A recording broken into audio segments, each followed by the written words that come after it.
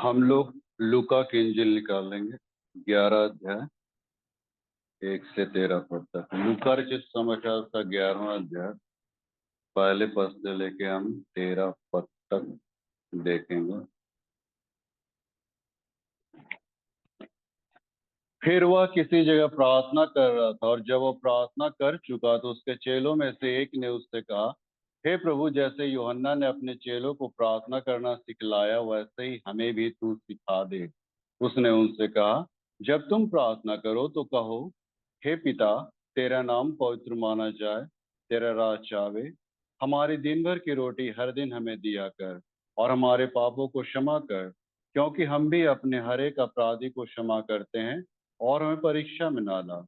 और उसने उनसे कहा, तुम में से कौन है उसका एक मित्र हो, और वह आधी रात को उसके पास जाकर उससे कहे, हे मित्र, मुझे 3 रोटियां दे, क्योंकि एक यात्री मित्र मेरे पास आया है, और उसके आगे रखने के लिए मेरे पास कुछ नहीं है।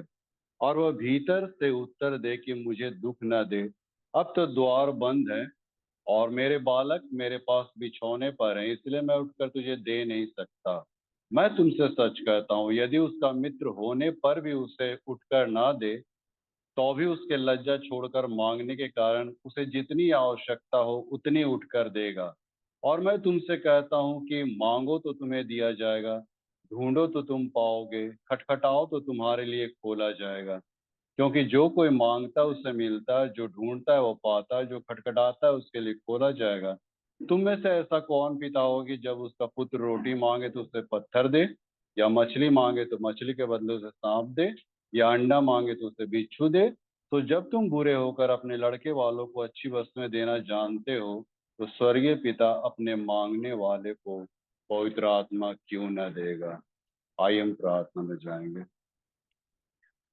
अनुग्रहकारी दीन दयालु प्रेम परमेश्वर, हम इस वक्त इस सब्जेक्ट को हम लोग सुनने जा रहे हैं पिता, और आप जो भी इस वक्त प्रकट करना चाहते हैं, खोलना चाहते हैं, हमारे मन अंतकरण को खोल, ताकि तेरे इस वचन के गूढ़ भेद भावार्थ को अपने हृदय में संजो पाए।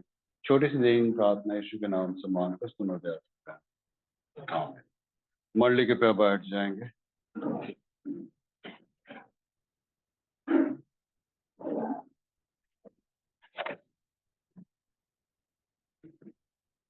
तो सब एकदम महुआ की भांति टपक रहे हैं एकदम एक एक करके। अभी और अभी आते रहेगा, अभी उपदेश खत्म होने तक आएगा नहीं। हाँ, ऐसा भी है। तो खैर एनीवे, हम लोग जो मार्केट जाते हैं, तो बाजार जाते हैं, तो जो भी प्रोडक्ट लेते हैं तो उसके साथ एक कैटलॉग भी होता है नहीं?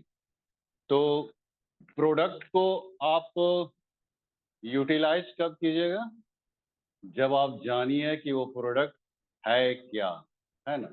जब तक हम इस क्या है को नहीं जान लेंगे, तब तक हम उस प्रोडक्ट का यूटिलाइज करना हम नहीं सीख पाएंगे। हम लोग को तो ये जानना पड़ेगा ना, हम जो प्रोडक्ट खरीद रहे हैं वो है क्या। तो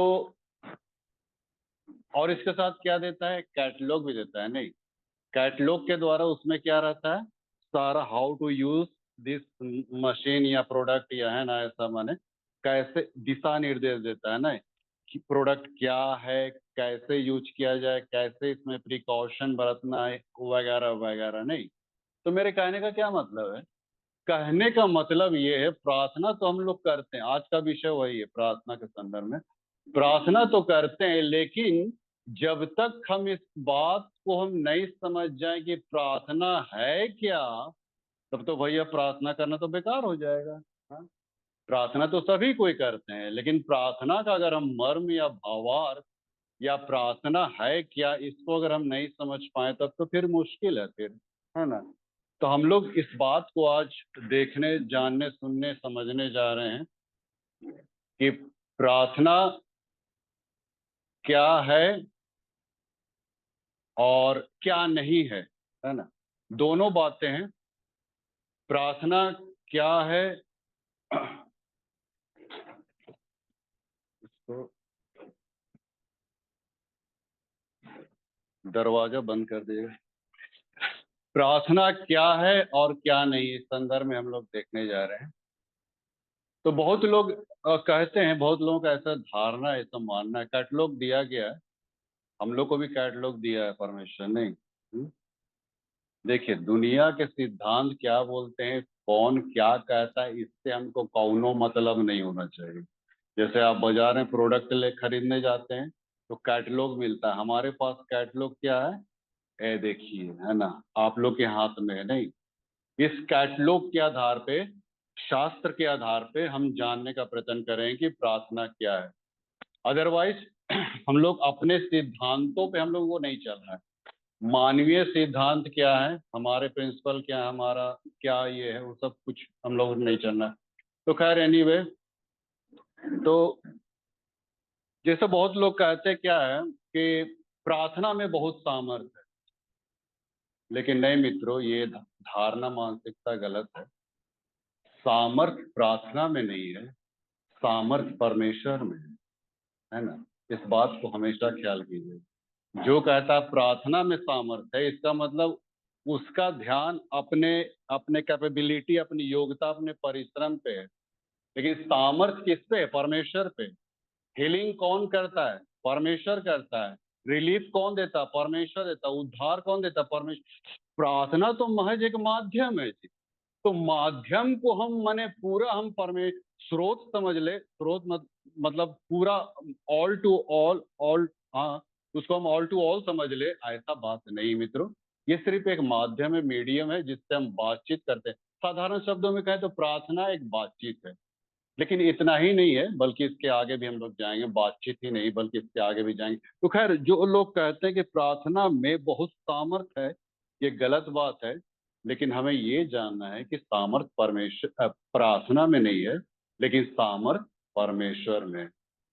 तो बहुत लोग कहते हैं कि यीशु मसीह में भी सामर्थ थी, तो वो कैसे आई, प्रार्थना के जरिए ही आई ना।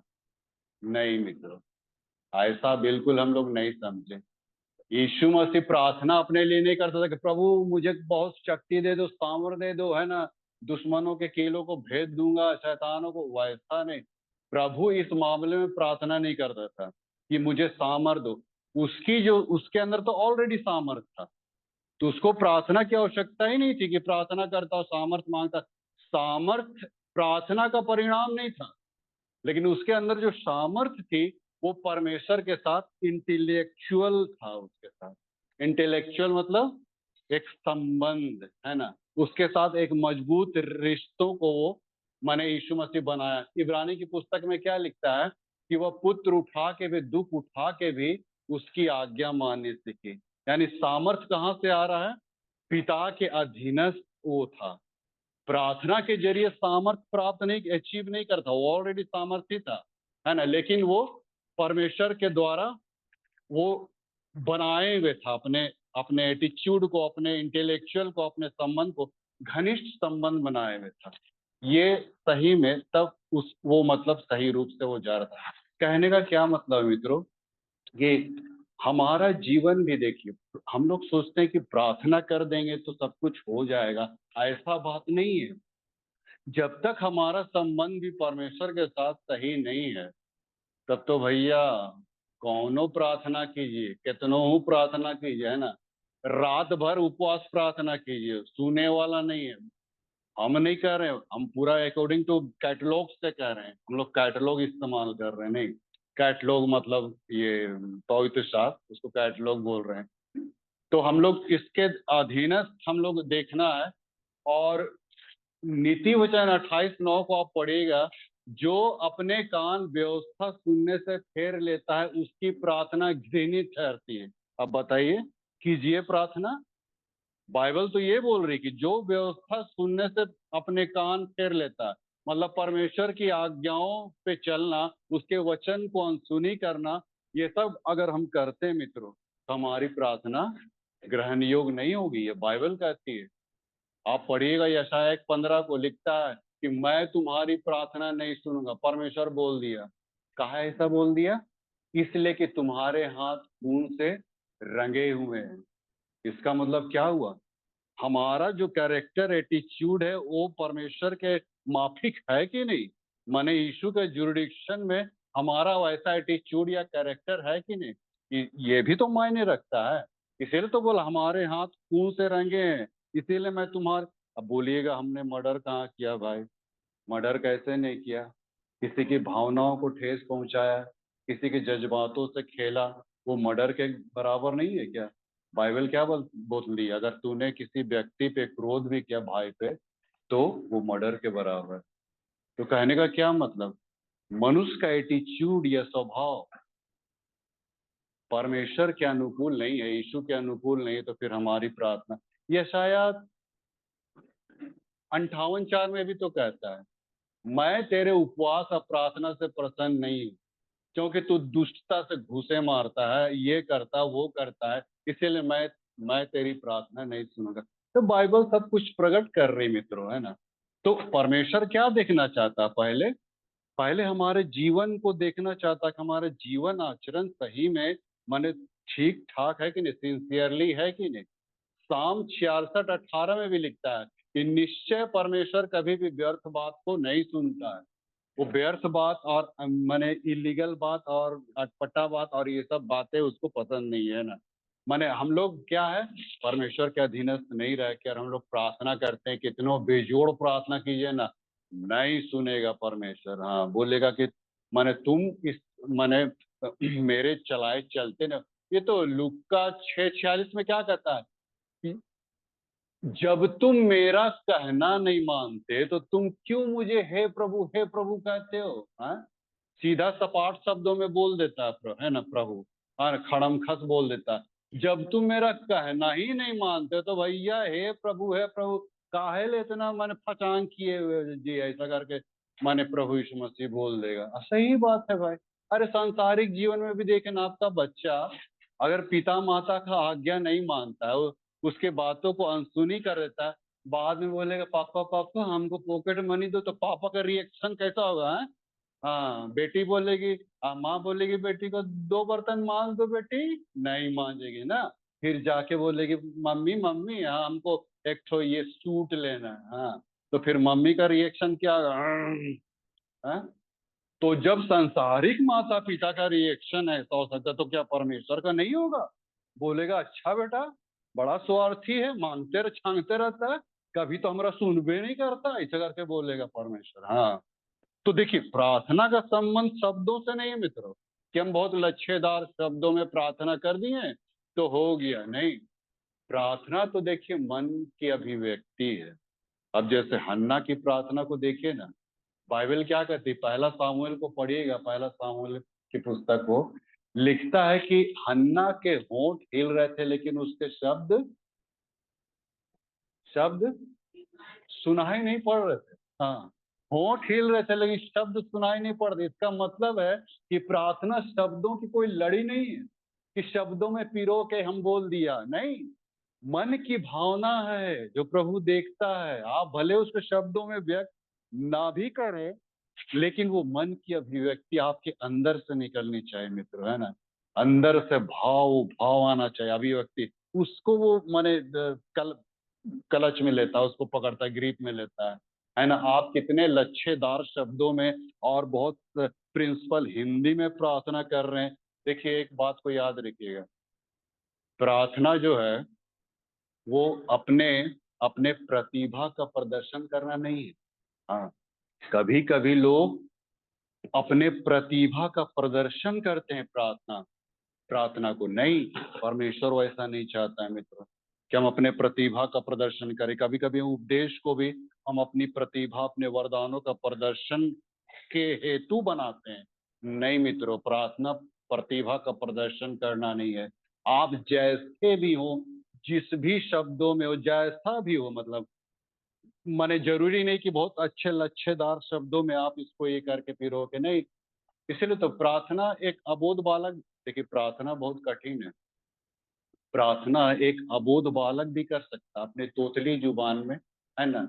पिता पिता इच्चू मची है ना, भोजन पे आशीष दो हमें, सुनाई पड़े परमेश्वर सुन लेगा, है ना। माने प्रार्थना इतना सरल है कि एक छोटा बच्चा भी कर सकता है, लेकिन प्रार्थना इतना गहन और इतना माने गूढ़ भी है कि अच्छे अच्छे थियोलॉजियन प्रार्थना नहीं कर पाएंगे मित्रों। मैं ये नहीं कह रहा हूँ कि यहाँ के वो प्रार्थना नहीं कर सकते, नहीं, वो बात नहीं है। प्रार्थना का भावार्थ और मर्म क्या होता है? बड़े बड़े थियोलॉजियन, बड़े बड़े धर्मशास्त्री, बड़े बड़े माने ये धर्मशास्त्री हम लोग जैसा हम लोग नहीं नहीं हो पाता है मित्र। प्रार्थना इतना ही गूढ़ है ना।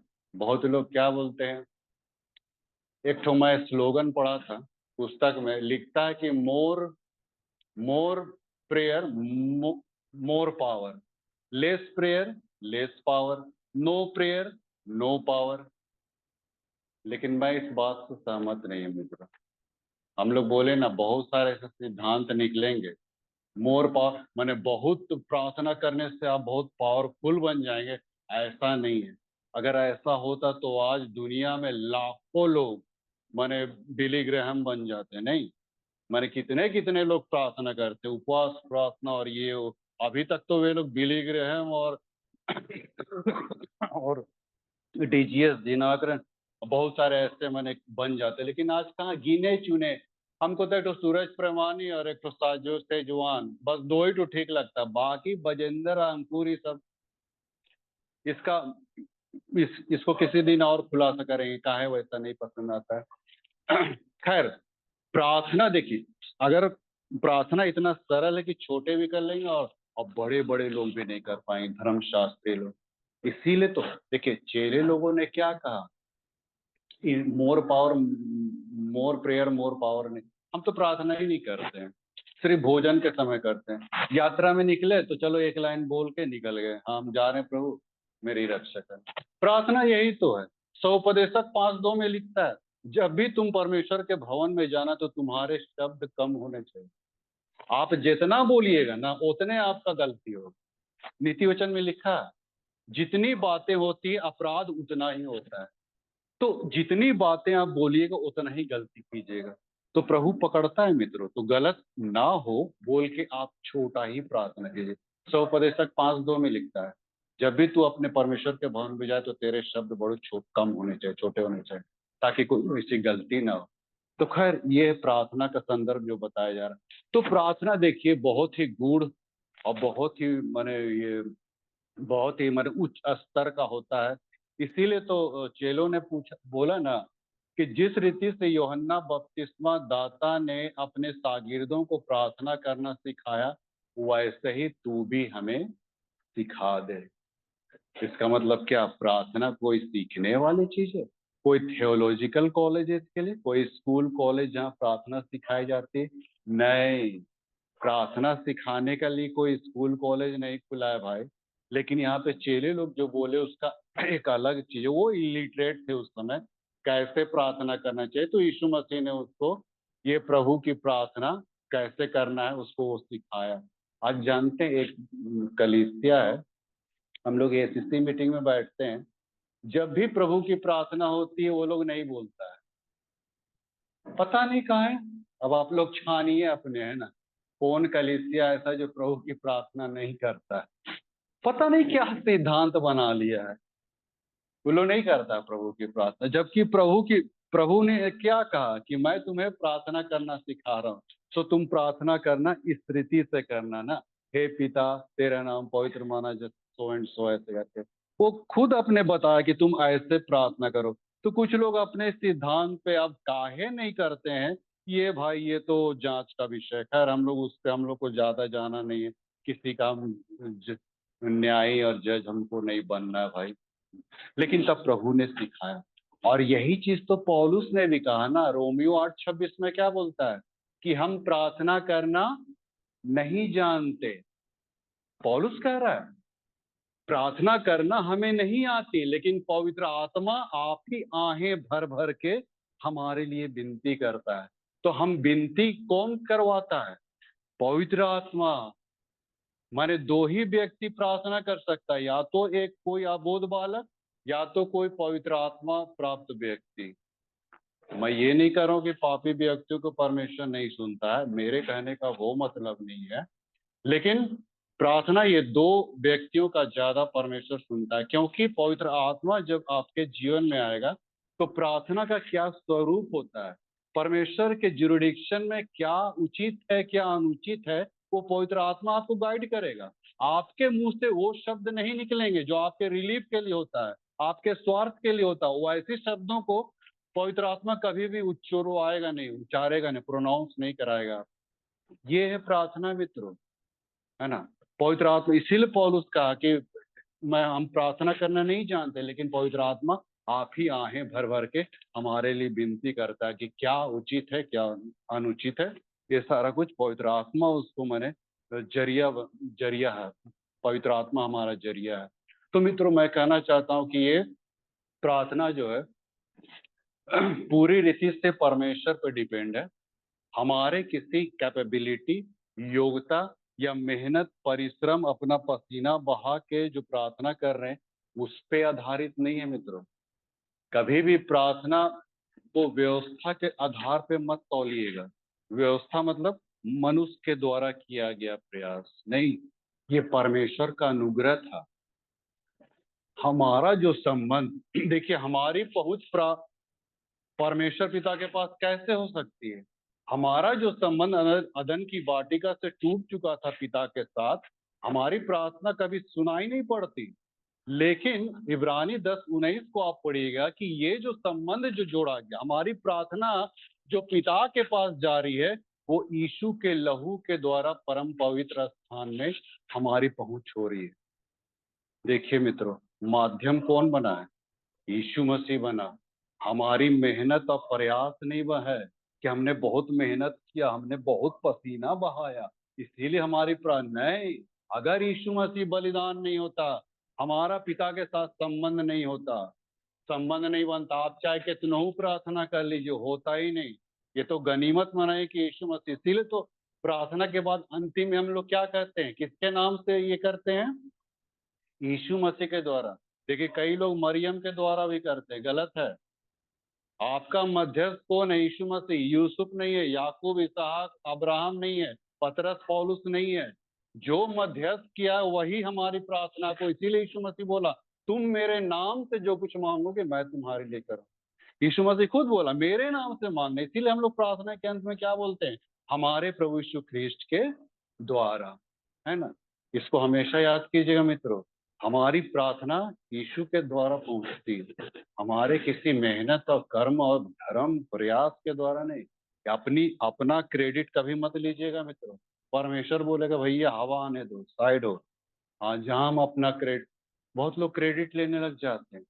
एक तो पहले भी मैंने एक तो उदाहरण बताया था नहीं, एक तो बच्चा का जो ये इंग्लिश सब्जेक्ट बहुत अच्छा गया था, और जाके अपनी बगल वाले एक तो प्रार्थना प्रार्थना आंटी थी, प्रेयर वेरियस थी, वो आंटी को जाके बस बोलता है कि आंटी आंटी आज मेरा इंग्लिश बहुत अच्छा गया। तो आंटी क्या बोलती, हाँ मैंने तेरी जो प्रार्थना किया। अच्छा, हाँ, माने तुम्हारा इंग्लिश ठीक नहीं जाता अगर हम प्रार्थना नहीं करते तो। मैंने आंटी का कहने का वही मतलब था, मैंने प्रार्थना की है इसीलिए तुम्हारा इंग्लिश मैंने अच्छा गया। अब दूसरे दिन उसका मैथ खराब चल गया। हाँ, अब आंटी को जाके बोला, क्या बोलेगी आंटी? हम्म, देखिए मित्रों, हाँ, ये देखिए, जहां मैंने कुछ प्लस पॉइंट होता है तो क्रेडिट हम ले लेते हैं नहीं, और जहां कुछ खराब करता है तुम ही नहीं पढ़ा होगा, है ना, ऐसा करके बोल दिया। और इंग्लिश ठीक है पढ़ा था, हाँ। देखिए वो सब प्रार्थना प्रार्थना ऐसे थोड़ी प्रभु सुनता है। अरे आप मेहनत ही नहीं करेंगे, हम उसके आज्ञा के जुरिडिक्शन में हम नहीं रहेंगे तो फिर कहाँ से मैंने प्रार्थना सुनी जाएगी?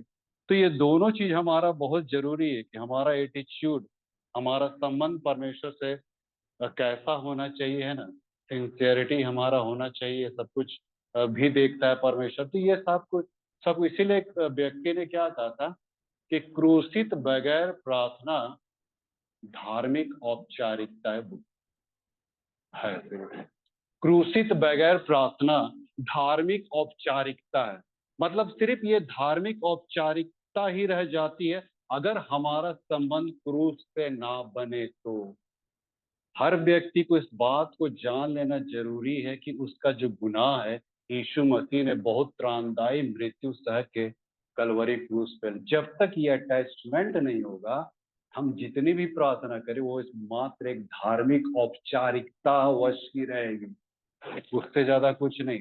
मैं नहीं कह रहा हूँ, बड़े बड़े ज्ञानी लोग, बड़े बड़े स्कॉलर, बड़े बड़े परमेश्वर के लोगों का ये विचार है। उन लोग को ये सारी बातें मिली तब ना वे लोग कह पा रहे हैं, और यही चीज मैं डिलीवर कर दे रहा हूँ आप लोग। इसीलिए मैं कहना चाहता हूँ, आप पहले परमेश्वर के साथ संबंध को दुरुस्त कीजिए मित्रों। अदरवाइज आपके कितने भी शब्द हो, लच्छेदार शब्द हो, वो सुनने वाला नहीं। वही तो अब्राहम बोला, हम अगर सदोम अमोरा 5 भी हो जाए तो परमेश्वर बोले तो भी हम नहीं सुनेंगे। काहे वैसा बोला परमेश्वर? पांचों तो नहीं मिल रहा था। हाँ, कहने का वही मतलब उनका एटीट्यूड, सदोम अमोरा का लोगों का एटीट्यूड मतलब बिल्कुल खराब हो चुका था, बिल्कुल मतलब घृणित हो चुका था, और यही वजह था कि सदोम अमोरा नष्ट कर दिया गया।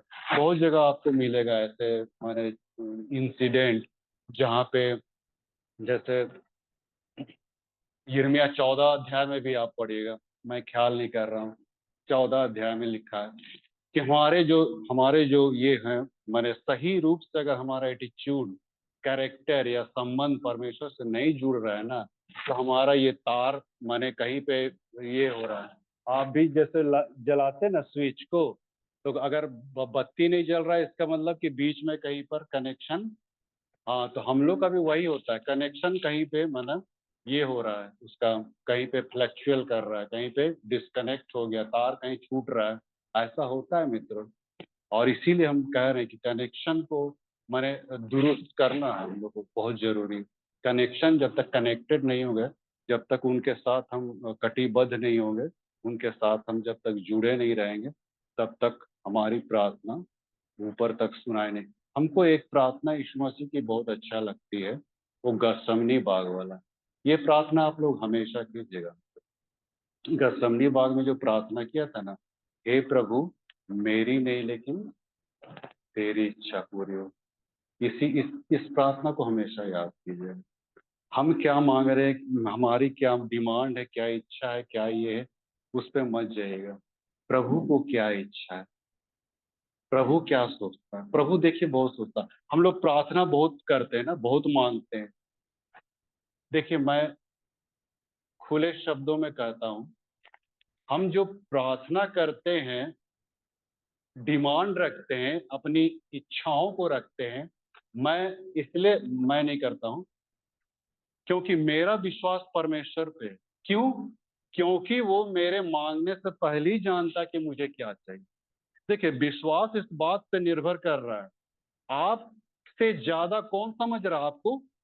परमेश्वर समझ रहा है। परमेश्वर आपके जीवन के लिए क्या क्या नीड्स है, क्या क्या इच्छाएं, वो तो जानता ही है। तो आप ना भी प्रार्थना करें तो परमेश्वर आपके नीड्स को जानता है, वो क्या आपकी जरूरत है, क्या इच्छाएं। लेकिन आजकल हम लोग जो अंधाड़े प्रार्थना कर देते हैं ना, और अंधुआरी प्रार्थना, और मैंने बहुत कुछ अचीव करने के लिए, देखिए ये सब परमेश्वर को सोचता नहीं मित्रों। परमेश्वर को सोच, अगर आपको विश्वास है ना, तो परमेश्वर से आप डिमांड मत कीजिए। मैं कभी डिमांड नहीं करता हूँ, बहुत रेयर केस में जब बहुत फंस जाता हूँ, कहने का मतलब उसी समय मैं करता हूँ। अदरवाइज प्रार्थना जल्दीबाजी में मैं नहीं करता। ये हड़बड़ी वाला नहीं है प्रार्थना, कोई हड़बड़ी या जल्दीबाजी का प्रार्थना नहीं। तो इसको आप लोग ध्यान दीजिएगा मित्रों। प्रार्थना जो परमेश्वर ने हमारे लिए रखा है, इसको सही तरीके से यूटिलाइज कीजिए, और उसका माने उससे कीजिए परमेश्वर से, तो परमेश्वर अवश्य इसका ये रिगार्ड देगा। और एक बात मैं और याद मैं कर रहा हूँ, मैंने कहा ना, जैसे पौलुस कहा हमें प्रार्थना करनी नहीं आती।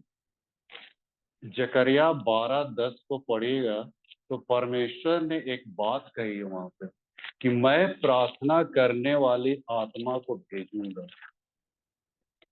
अगर हम सक्षम होते तो ये शब्द जकरिया 12:10 में क्यों लिखता कि हम मैं प्रार्थना करने वाली आत्मा को तुम्हारे बीच में उंडेलूंगे? सवाल ही नहीं था।